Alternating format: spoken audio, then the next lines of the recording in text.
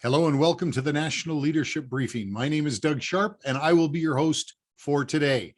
Now, for those of you who came on the briefing last month and did not receive the broadcast, I just wanted to extend a very big apology to you. It is not like me at all. However, last month I had a flu that kept me from actually being able to broadcast the briefing. It was that severe, but I am back and I am feeling strong and happy to be with you today. So let's review what we're going to be doing today because there is an awful lot on the schedule. So many things happening here in Canada. I don't know if you noticed that, but there's an awful lot going on right now. First of all, because of the massive numbers of people on the briefing that are brand new, recently through the election cycle, there's an awful lot of excitement that gets caused whenever there's events like elections or electing new leaders or big campaigns so that we can run policy or whatever, but it brings a whole bunch of new citizens on to the briefings. So I thought it was really important for us to make sure that on this briefing, we do some refreshing, let's just remember some of what we call the NLB Essentials. So we're going to be going over the essentials of what it is that I encourage everyone who is on the briefing. Even if you've been on a while, you might find out, wait a second, there's something I've missed. There's some training that I didn't receive that's core to my understanding as to why I'm here, what we're doing, what our goals are, and why it is that we're doing it the way we're doing it. So what I'm going to do is go over the NLB Essentials with you.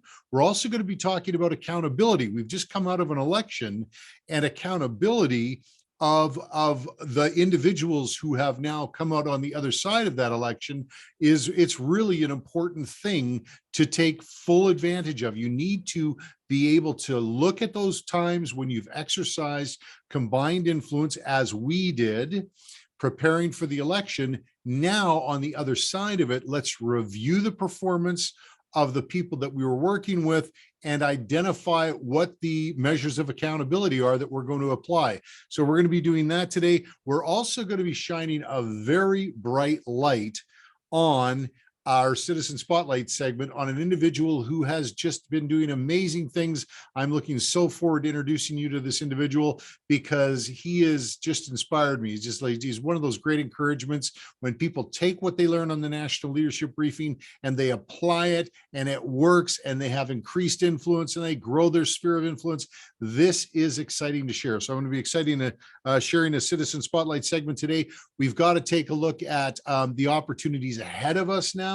Whenever there's an election that we come out of on the other side of, that creates crisis sometimes, but wherever there is crisis, there is also opportunity. So we're going to be talking about capitalizing on opportunities and building relationships with new members of parliament and getting engaged with them and talking with them, because we've got things like Bill C6, the conversion therapy bill that's going to be coming back into the House of Commons now that we have a Liberal minority government reinstalled back into the House of Commons. You can bet your bottom dollar that there is going to be a resurgence or a revisiting of Bill C6. Now, it's going to have a new number, but it will still be the conversion therapy bill that we have so many challenges with before the election. We're going to need to actually have a plan in place, be ready to address that. Plus, I want to touch on Bill C36 because that was one that was very, very challenging for us when we got that peak at it just before the election. And then finally, we're going to be plotting the course ahead. We're going to be talking about the next couple of briefings because we need to have a plan together. We've just reinstalled a federal Liberal government that is very easily going to be propped up by the NDP and by the Bloc. And even it looks like many of our Conservative members of Parliament, sadly, are voting in line with the Liberal government as well. So we're going to need to have a plan moving forward as to how we're going to increase our influence, grow our size, and actually have greater influence on the road ahead. So we're going to be talking about that as well at the end. So I'm looking forward to just spending this 1 hour with you. We're going to make sure we get you out of here on time, but let's begin right after this video with the NLB Essentials list. It's really key. Back in a moment.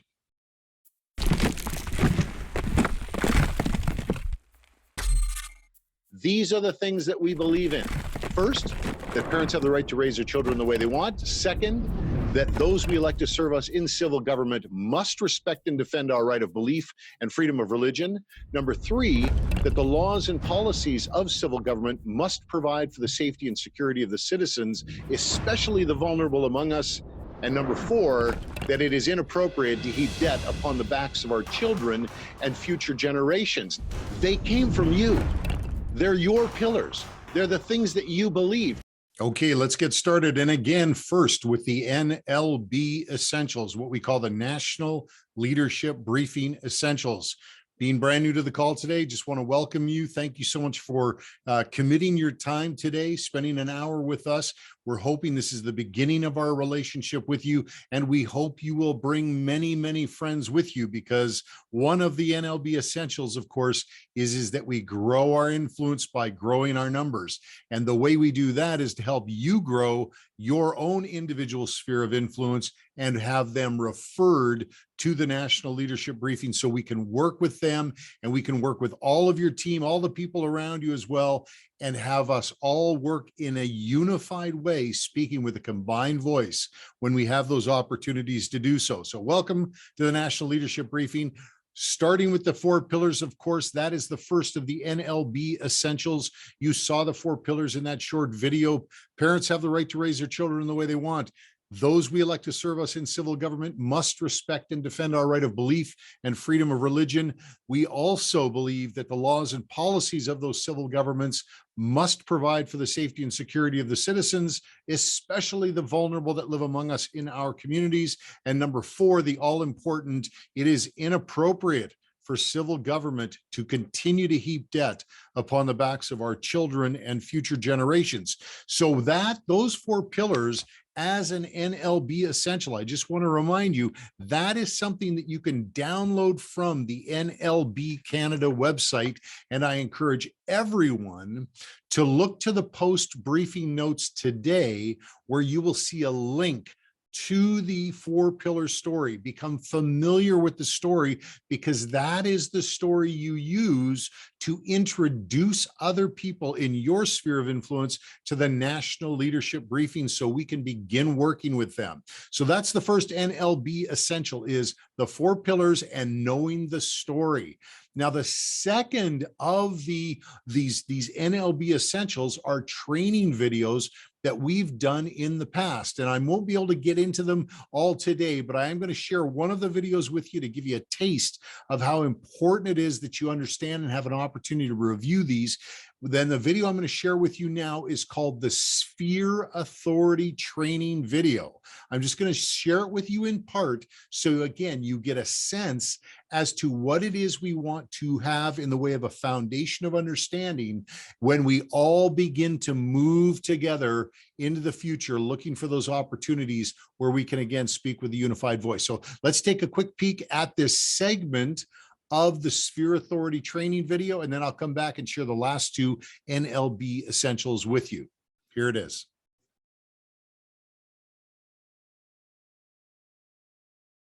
This is the teaching template that speaks to the issue of authority and jurisdiction in our society today. If you look behind me here, you see four different categories which represent four different governments or spheres of authority that exist in society today. And these are actually biblically defined as well in the Bible. If you wanted to look for these in the Bible, you would also find them also there as well, to just demonstrate what I'm speaking about when I talk about spheres of authority and influence within those spheres. Now let's take a look at them individually. We have self-government, that's you. You have, again, there are four governments or four spheres of authority, but there's you with self-government. This is your sphere of authority. Your jurisdictional limit of authority is identified by the outside line here, but everywhere within your life, You have authority to operate. You have the right to make decisions about your own life. You can decide what time you get up in the morning and what time you go to bed at night. And all of these decisions that you can make about what you have for dinner,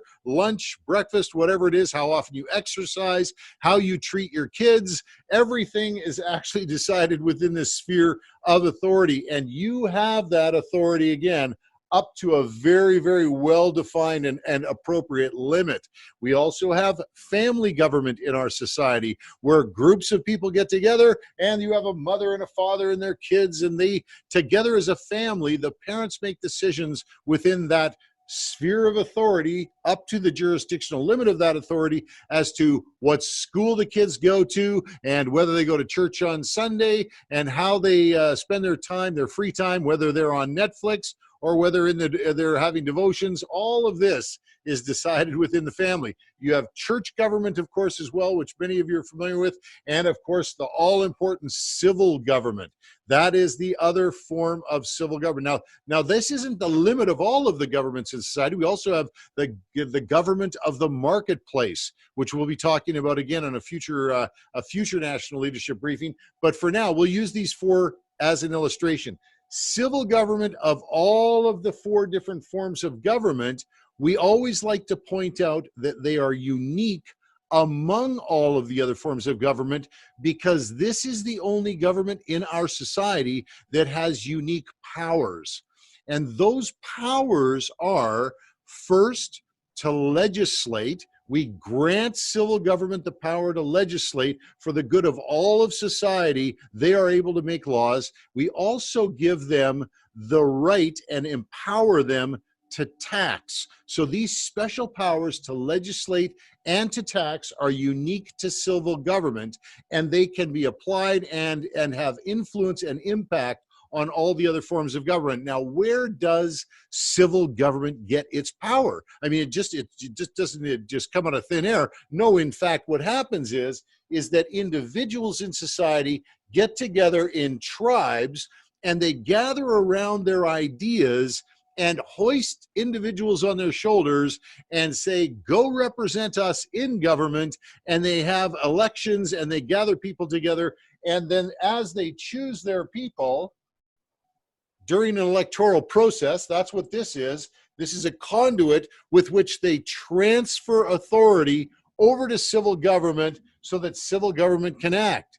Now, this transfer of authority is transferred in the form of what's called mandate.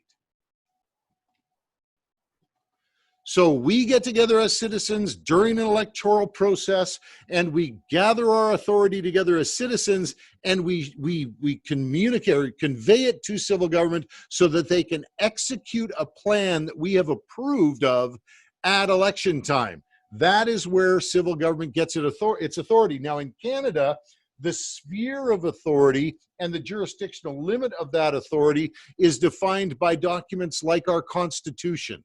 Our Constitution clearly lays out the provincial government's authority, the federal government's authority, and we can refer to those foundational documents in our society. We also have something called the Charter of Rights and Freedoms, which actually is intended to protect the citizen from civil government, and we can reference that document to make sure that we are having civil government operate within its appropriate sphere of influence. Now, the only time that anyone would ever cross over and beyond their jurisdictional limit of their authority is with something we call here at the National Leadership Briefing permissions. That is right, permissions. So, for example, if a family, as a form of government, granted permission to the church to speak into or have authority within their family, then they would grant the church permission to actually operate outside of its jurisdictional limit of its authority and have influence in the family.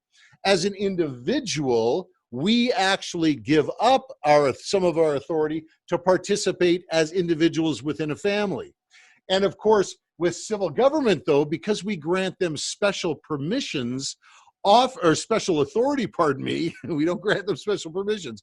Because we grant them special authority, we are in fact granting them permissions to operate outside of their jurisdictional limit of authority so that they can actually influence and impact our lives in a positive way. But what happens if, and this is the key question, is what happens if civil government reaches out beyond its jurisdictional limit of its authority and gets engaged in the church sphere, the family sphere, and sphere of the individual? What if they do that without permissions and without a mandate? So in other words, they're not given a mandate to act in this way. They're not granted special permissions to act in this way, yet they use the power, the special powers that we grant them through an election in the form of a mandate. They use that power in a corrupt way, and they impose their authority on the church, on families, and on the individuals. What is that called? Well, that is called tyranny. So if a civil government is operating outside of a jurisdictional limit of its authority, and it is imposing itself on other spheres of authority, like other governments in society, like these ones that are illustrated here, then they're acting in what we call a tyrannical way. Okay, that is the Sphere Authority Training video. Now, that is actually included in our post-briefing notes after every single briefing. Just below the briefing itself, the very first video, you'll see other training videos below, but you can find that NLB Essential on the nlbcanada.ca website as well. Okay, so you've got the 4-pillar story. Very important to know what the 4 pillars are, and of course, where they came from, the fact that they came from you out of a series of surveys. This was the church that brought that message forward. These are the things they told us were important, so that's what we focus on. They are the principles that we look through constantly whenever we have a new candidate in front of us, whenever we have a new piece of legislation in front of us. This is what we want to talk to those candidates about. So the 4-pillar story, first of the NLB Essentials. The second, of course, is the Sphere Authority training video that you just saw in part. You can watch the whole video in the post-briefing notes. I'll make sure you get a link to this as well. I'll also make sure you get something called the U training video. Now, this is the video that you may recall, if you've been on the briefing for a while, that talks about you and your authorities, understanding more about who you are and your authorities, but also, it also talks about the importance of your relationship with citizen action group ministries within your church and your own sphere of influence, and how you can best grow your sphere of influence locally so that you can have a greater voice and have greater influence in the daily things that you do locally, and whether it's at your local church or in local governments or local municipal governments, school board elections.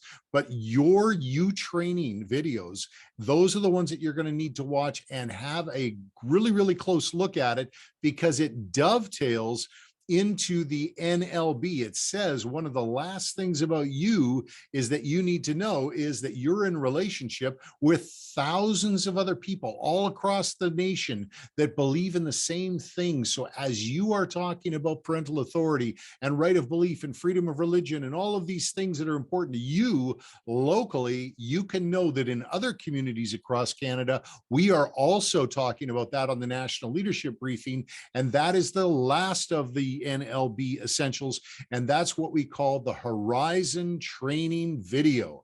Now, the Horizon Training Video is understanding that when you come on the National Leadership Briefing, what are our goals and objectives? So if you aren't familiar entirely with why you're on the briefing today, it's just because you haven't downloaded the 4-pillar story, you haven't watched the Sphere Authority training template video, you perhaps haven't taken the U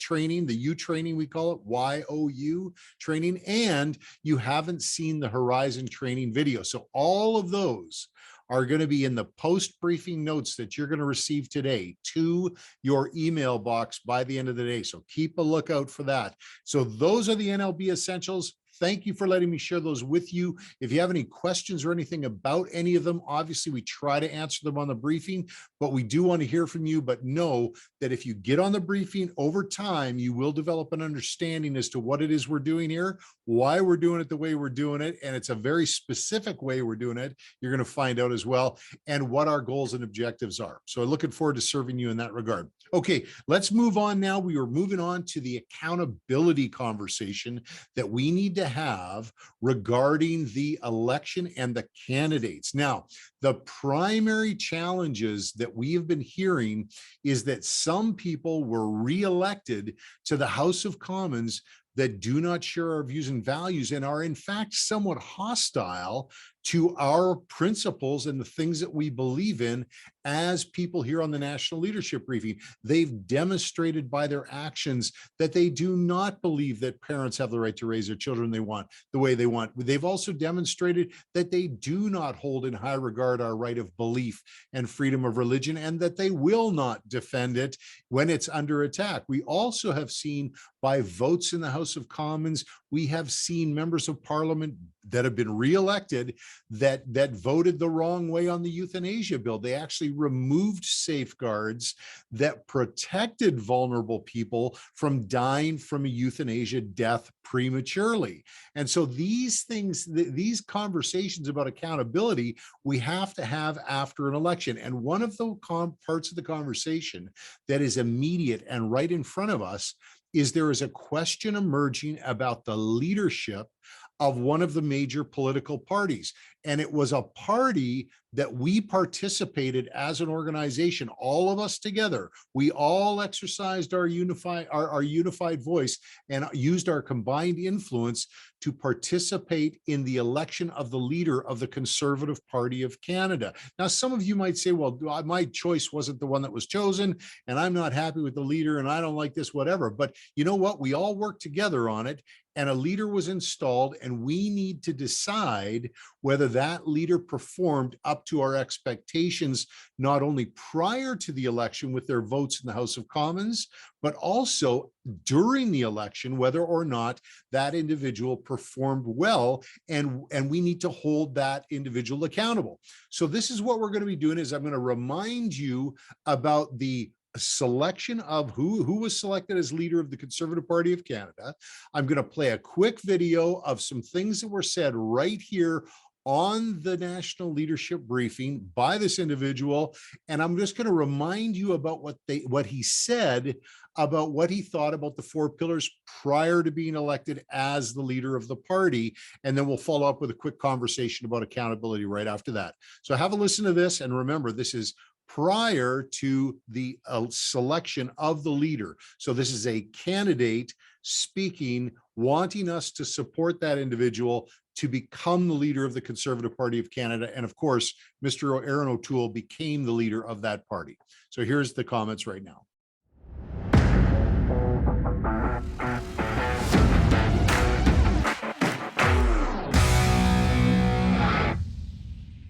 The debates gave us an opportunity to, as Canadians, to submit questions to the party so that they would be considered for the debates, but not all the questions got included because there's just only so much time. So thank you for coming back on and taking the time to respond to some of the questions that we've been receiving.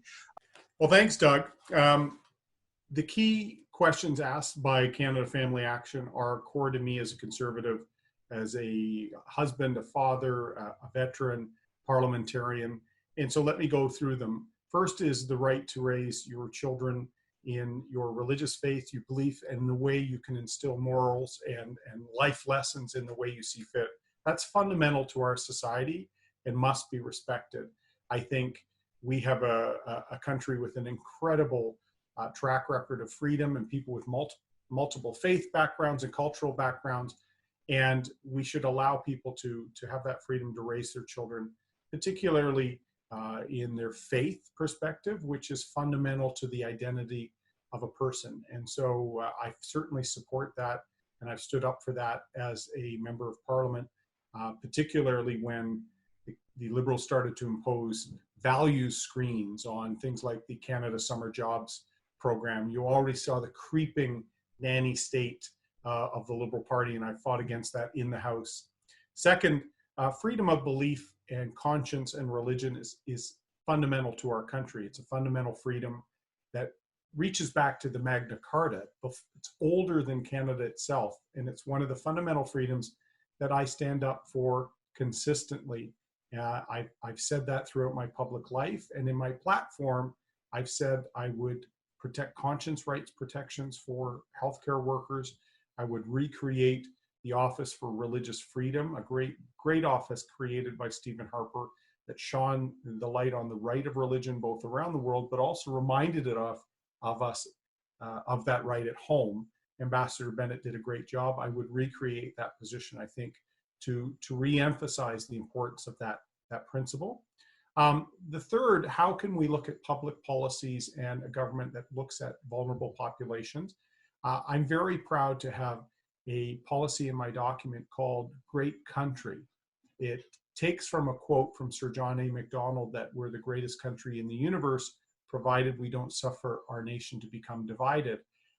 I want to make sure that we help the vulnerable, and often Ottawa doesn't know best. So the Great Country Initiative will actually set up a series of grant programs for faith communities, service clubs, volunteer associations to help tackle needs within their community, whether it's someone fleeing violence, whether it's hunger, whether it's homelessness.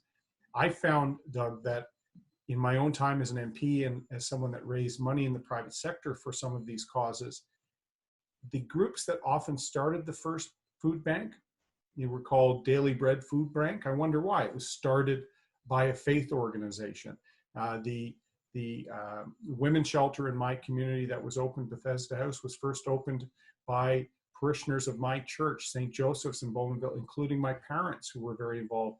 So the fact that Liberals are trying to exclude groups that have centuries of track record working with the vulnerable really upsets me. I'm going to put them back at the forefront.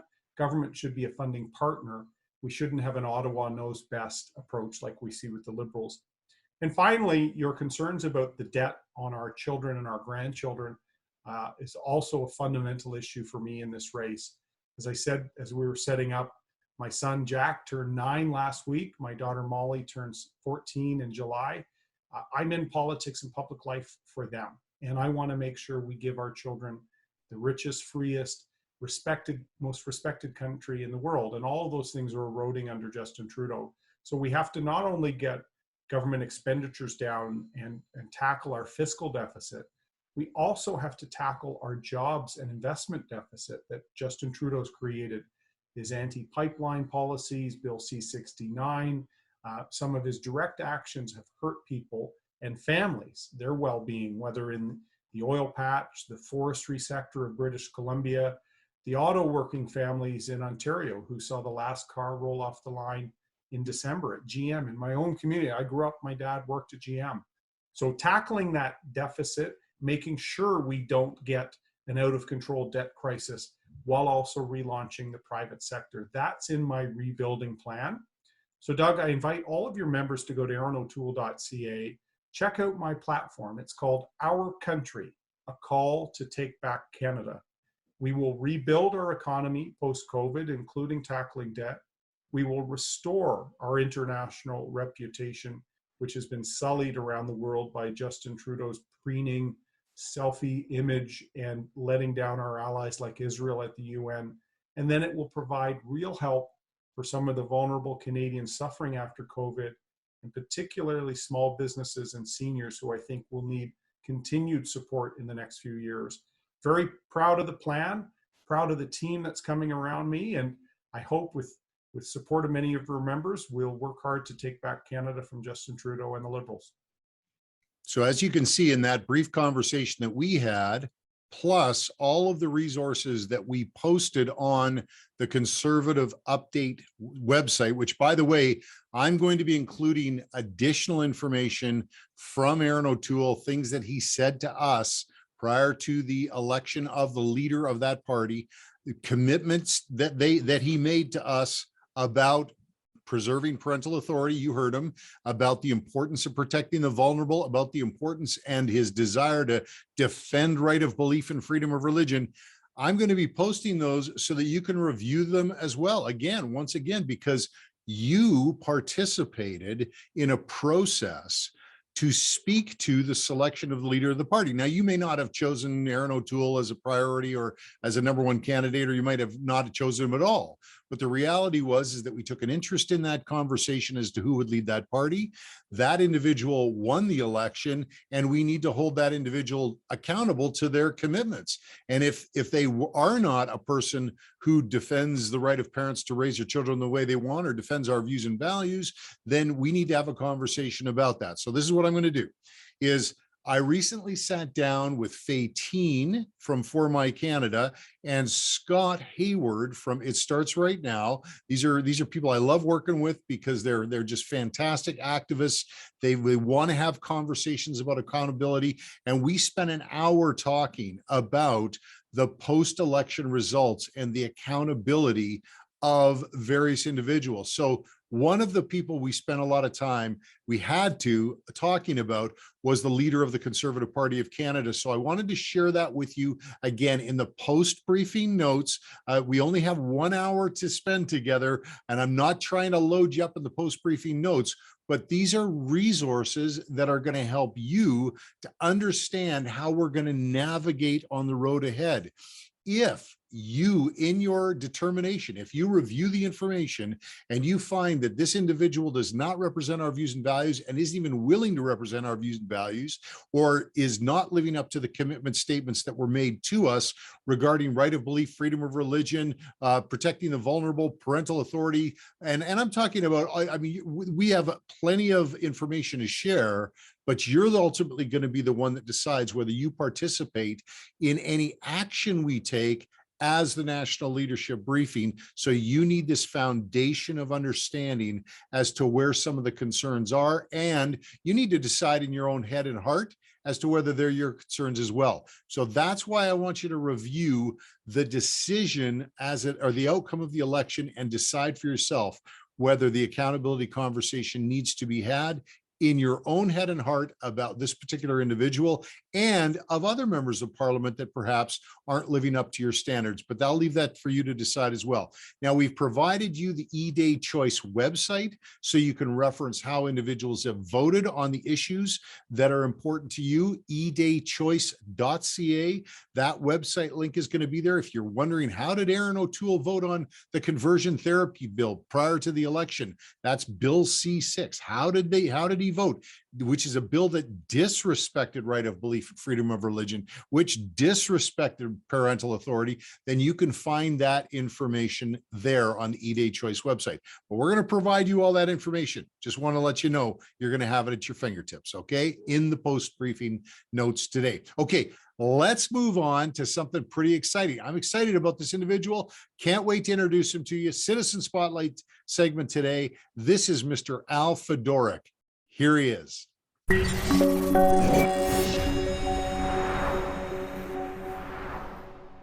Al, as you know, during these Citizen Spotlight segments, we like to shine a light on people who are doing things. And when I first chatted with you on the phone, I was quite impressed. You've been busy, haven't you?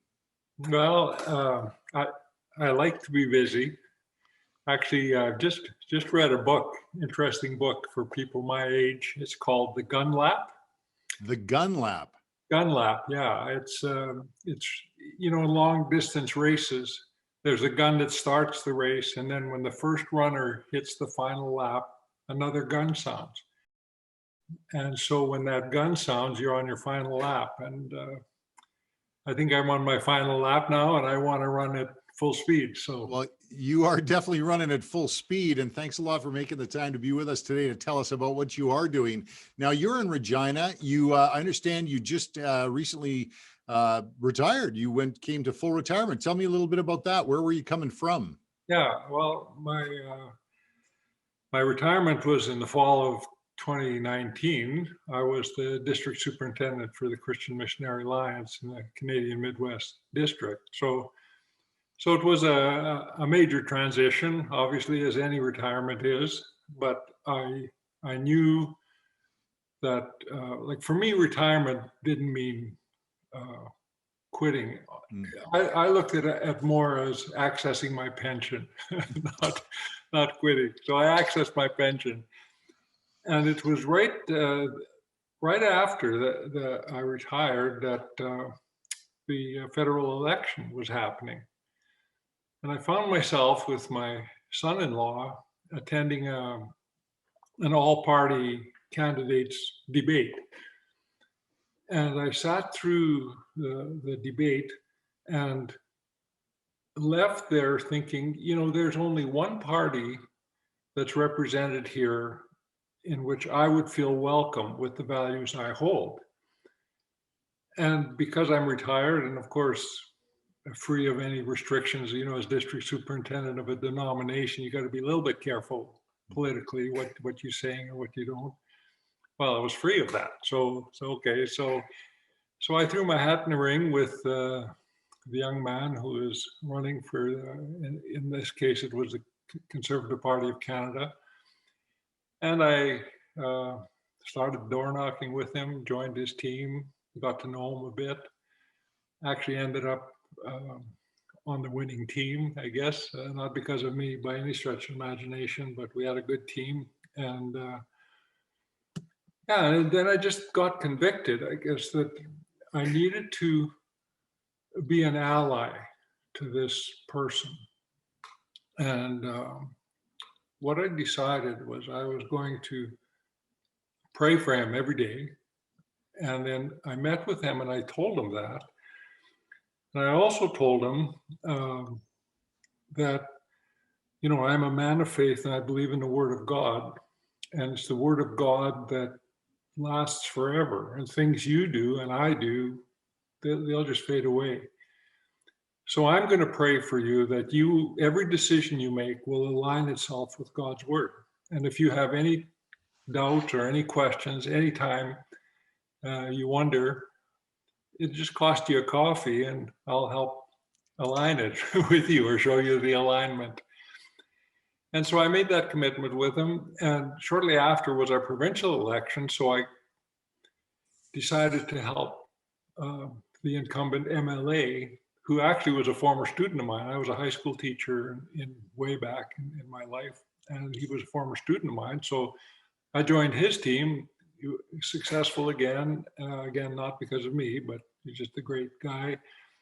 I did the same little spiel with him.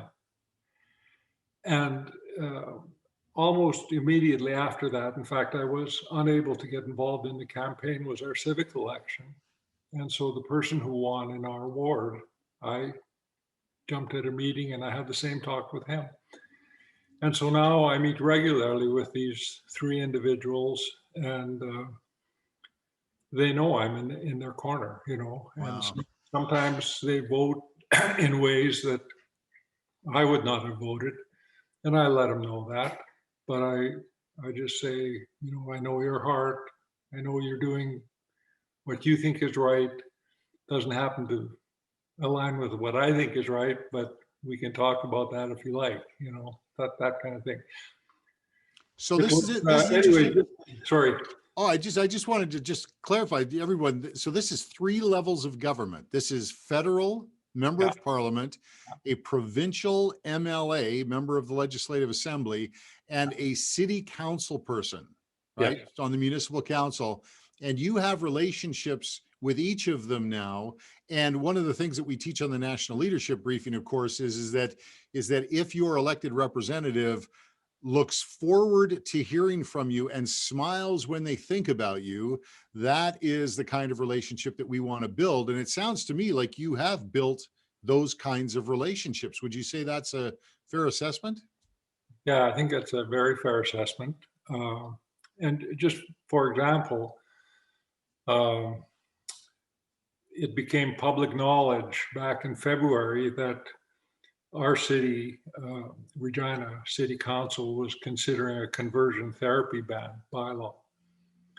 And immediately when it went public, the city councilor, my city councilor, texted me and said, can we have coffee about this one? Because he knew this was going to intersect with well, he probably thought one or two of my four principles. I showed him that it actually intersected with all four, but yeah, we've had lots of conversations about that one.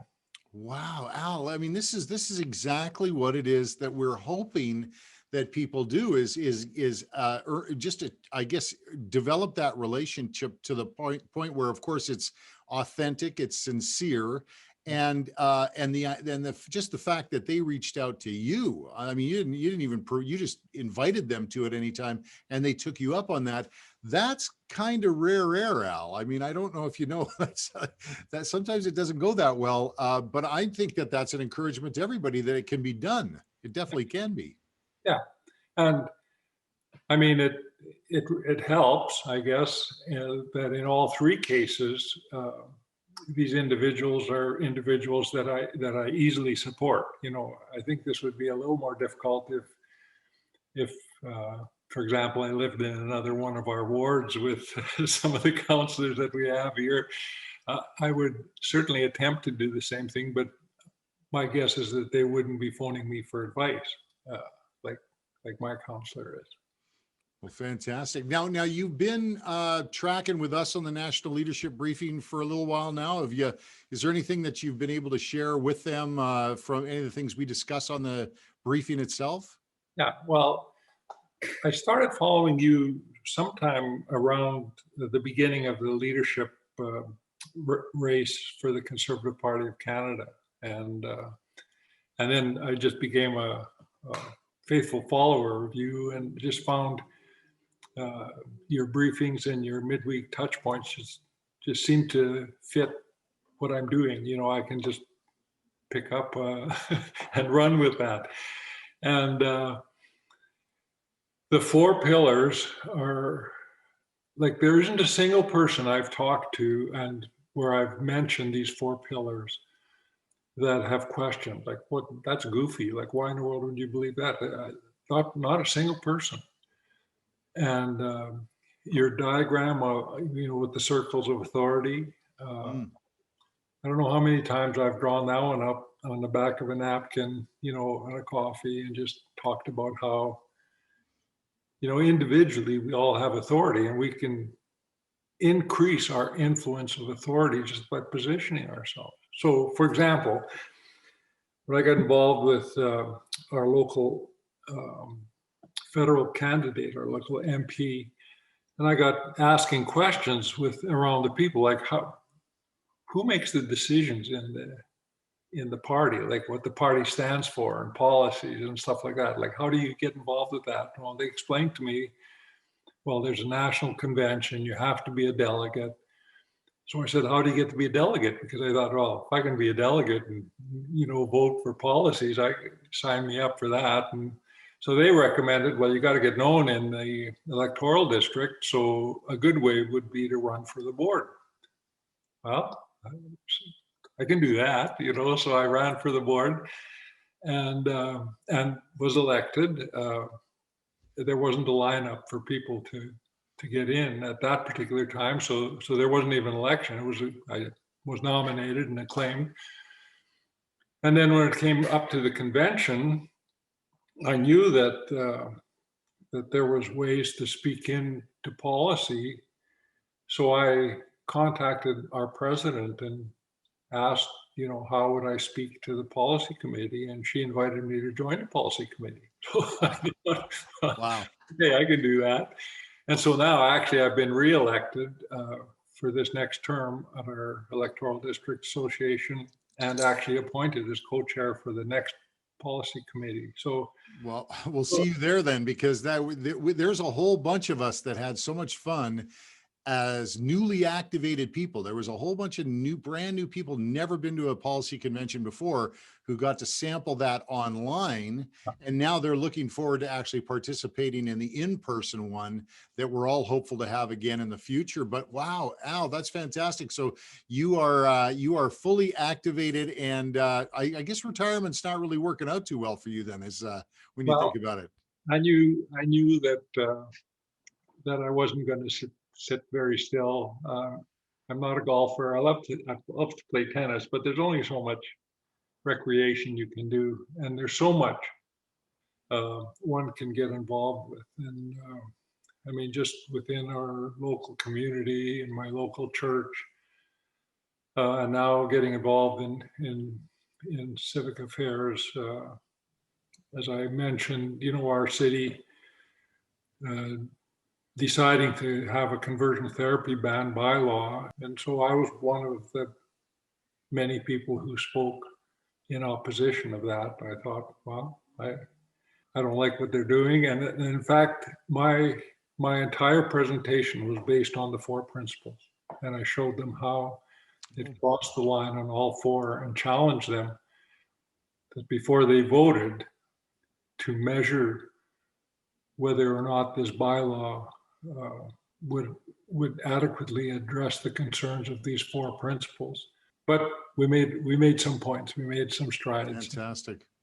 Well, you are an encouragement to me, Al, and I know you're going to be an encouragement to everyone else who's watching this, because it's not always like just the easiest thing in the world to sort of step out and engage. There's sometimes some resistance. Do you have any encouragement? Just one final piece of encouragement for people that might be kind of making the decision as to whether or not they're going to take some action locally. Anything you want to share with them before we go? Yeah, it's the first step. That's the important one. If you don't take that first step, you can never take the second one.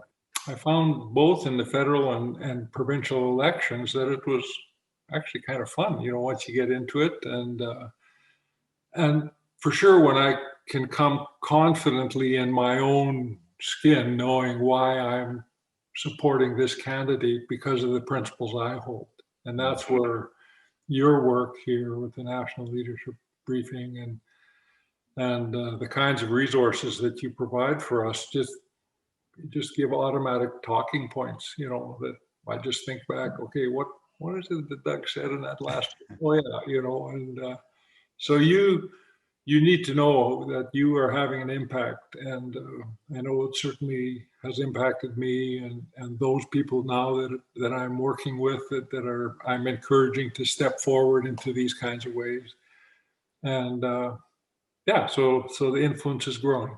Fantastic. Well, thank you so much, Al, and thanks for partnering with us and being on the ground there in Regina. If you have anything else to share in the future, I hope you'll get in touch with me so that I can pass it on to everybody else.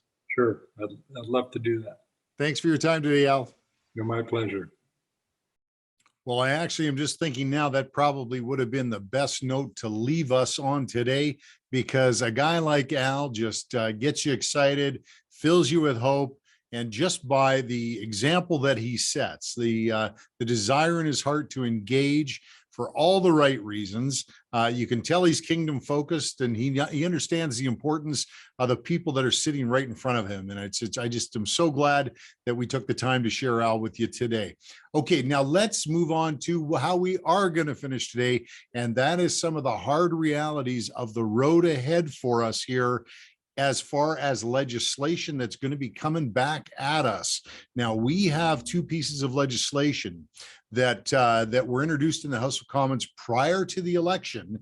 And just to really quickly review, when a piece of legislation is in process, is either in the House of Commons or in the Senate, and there is an election called, that piece of legislation, they say, dies on the order paper, which means it stops in its process and it does not become law at the end of the process. So when the election is over, if the new government wants to reintroduce that same piece of legislation, that bill, into the House of Commons, then they can do so. Well, because we've had a Liberal government that introduced Bill C6, the conversion therapy bill, and Bill C36, we are going to see likely those 2 pieces of legislation return to the House of Commons, which means we need to prepare for that the reintroduction of those pieces of legislation. So I want to bring forward to you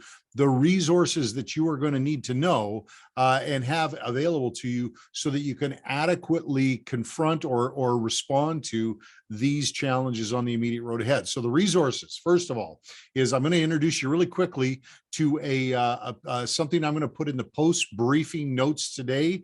It was a call that we did with leaders from across the nation who were concerned about Bill C6.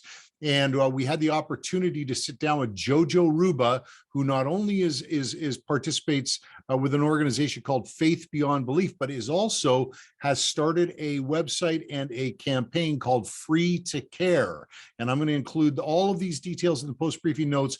But here are a couple of comments from Jojo just to introduce you to the Bill C6 conversion therapy bill that was in the House of Commons last time. Here's Jojo. Thank you all for being here today. Thank you for taking an interest in this very important matter that is before not only our Parliament, but us as members of the faith communities in Canada. We're going to be asking Dr. Pat Francis to pray first and just open us in prayer. However, Jojo, I wanted to ask you first, if you would, to set the stage for everyone on the call and just introduce the Free to Care strategy and just bring us up to date in a couple of minutes before we ask Dr. Pat to open us in prayer. Sure. Thanks, Doug. And thanks again for all of you who are here. My name is Jojo Ruba. For some of you who do not know, I am the executive director of an apologetics ministry called Faith Beyond Belief. One of the key things that we focus on is helping Christians be effective ambassadors for Christ for everyday conversations. And that conversation training is so critical. And when I was in Ottawa just last month to work with the parliamentarians there, on the conversion therapy ban, one of the things I learned is we need a lot of training in this area, even for elected officials. And God bless them. We need to keep praying for those guys. They need as much support as that we can get. But it was obvious one of the reasons why we can support them is that they don't have the resources to defend our view. They themselves need to learn what our view is, and they ask for this help. So it's not anything negative at them. And I think this is one of the key things that we need to recognize as the church community.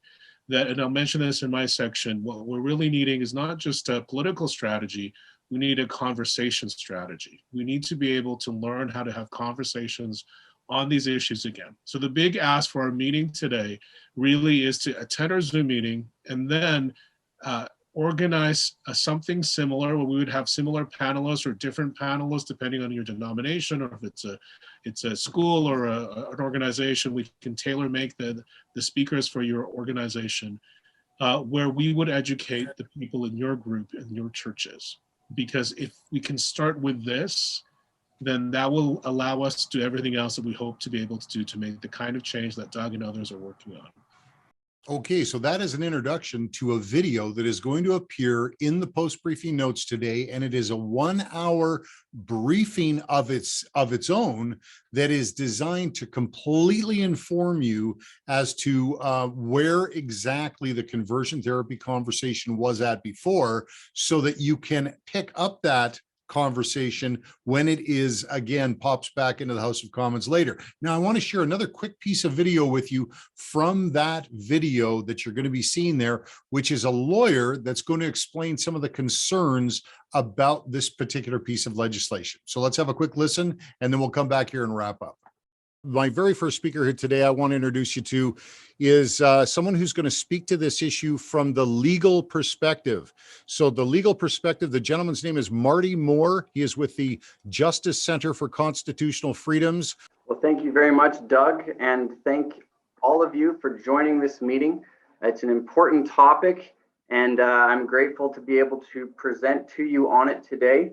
As Doug mentioned, I'm a staff lawyer with the Justice Center for Constitutional Freedoms. And when we're talking about Bill C6, we're talking about a piece of legislation that undermines a whole waft of Canadians' constitutional freedoms. And I'd like to get into that with you. This was introduced by the Liberal government. And unfortunately, despite numerous public outcry from various sectors, including religious groups, feminist groups, and constitutional groups like the Justice Center, the House committee actually made this bill worse. And so I want to just provide you a brief summary right at the start of the bill. It describes the creation of 5 new criminal offenses. And so it's important to note that in dealing with criminal offenses, we're not talking about fines or regulatory provisions. We are talking about jail time and police enforcement and government prosecution of these as crimes. And so very serious piece of legislation. And it proposes, Bill C6 proposes to create 5 new crimes. And that would be causing a person to undergo conversion therapy without that person's consent, essentially forced conversion therapy. I've never heard anyone advocate for that, by the way, or causing a child to undergo conversion therapy, or doing anything for the purpose of removing a child from Canada with the intention of causing that child to undergo conversion therapy outside of Canada, promoting or advertising an offer to provide conversion therapy, and receiving a financial or other material benefit from the provision of conversion therapy. So that's 5 broad offenses dealing with children, dealing with advertising or promoting conversion therapy, and dealing with causing someone to go outside of the country or forced conversion therapy as well. Now, if conversion therapy is what, as many in the media and the mainstream and movies describe conversion therapy to be, there wouldn't be much debate about this. But the issue is that conversion therapy is not restricted to those, the definition of conversion therapy in Bill C6 is not restricted to those harmful, abusive, and coercive practices which one would normally associate with the term conversion therapy. And I'll give you a preface. You will not see any reference to abuse. You will not see any reference to harm. You will not see any reference to coercion. What you will see reference to is particular ideological views of sexuality. You'll note terms like cisgender, non-heterosexual, sexual orientation, gender identity, and gender expression. So let me just briefly read you this definition of conversion therapy, which again is going to be criminalized if Bill C6 passes. So conversion therapy means a practice, treatment, or service designed to change a person's sexual orientation to heterosexual, to change a person's gender identity or gender expression to cisgender. And maybe I'll just pause there. Cisgender is a term utilized largely by activists and academics to refer to someone's biological sex. So to change a person's gender identity or gender expression to cisgender, or to repress or reduce non-heterosexual attraction or sexual behavior, or non-cisgender gender expression. And then it says, for greater certainty, this definition does not include a practice or treatment or service that relates to the exploration and development of an integrated personal identity without favoring any particular sexual orientation, gender identity, or gender expression. Now, if that gave you clear and certainty, you make a much better lawyer than I, because what I can tell you about this definition is that it is incredibly expansive in scope. All right, so there you have it. Just a taste of what you can find on the briefing. It's called the Free to Care briefing. It's going to be included in your post-briefing notes. You're going to hear, of course, from Jojo Ruba, who will help you have those conversations about this piece of legislation. And when it's reintroduced, you're going to have a better ability to do that. You're also going to hear again from the lawyer. You're also going to hear from a pastor. We also have members of the community who, some individuals who have had to deal with same-sex attraction and have actually chosen to engage in conversations about their own sexuality with people to help them.